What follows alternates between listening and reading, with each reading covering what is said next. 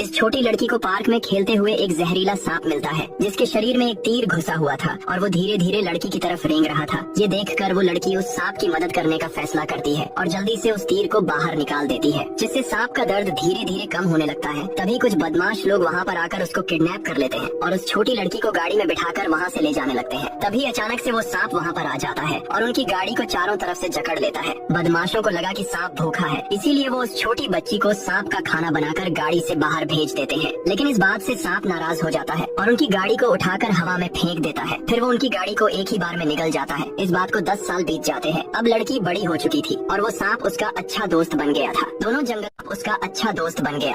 जंगल में साथ रहते थे। लेकिन एक दिन कुछ गुंडों को इस बारे में पता चल जाता है। वो सांप को पकड़कर उस पर रिसर्च करना चाहते थे, इसलिए उन्होंने जंगल में अपनी टीम भेजी। सांप ने उन्हें जल्दी ही ढूंढ निकाला और पानी के नीचे छिपकर हमला किया। फिर उन दोनों के बीच लड़ाई शुरू हो गई। गुंडों ने सांप को बिजली की रस्सियों से बांध दिया। उस समय लड़की ने अपनी जान जोखिम में डालकर सांप की मदद की और एक तीर से उसे बचाया। ये देखकर सांप बहुत गुस्सा हो गया और सबको हरा दिया। तभी एक जवान डॉक्टर ने उस लड़की को बचाया और उसे अपने घर ले आया। उसकी देखभाल में लड़की ने फिर से इंसानी दुनिया में जीना शुरू किया। दोनों साथ रहने लगे। जब सांप ठीक हो गया तो वो लड़की को ढूंढता हुआ शहर आ गया। लेकिन तभी एक और गैंग ने लड़की का अपहरण कर लिया। उन्होंने उसके सिर पर हेलमेट पहनाया और उसे बिजली के झटके देने लगे। सांप ने लड़की की मदद की पुकार सुनी